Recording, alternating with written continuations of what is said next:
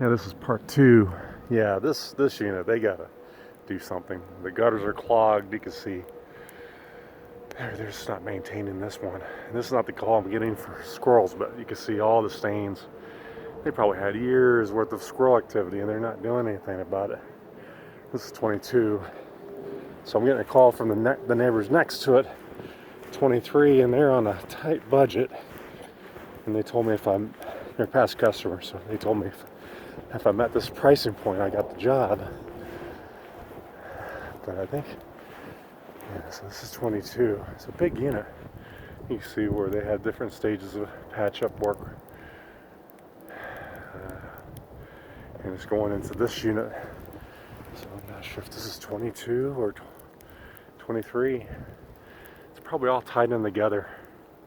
That's probably why they're getting squirrels.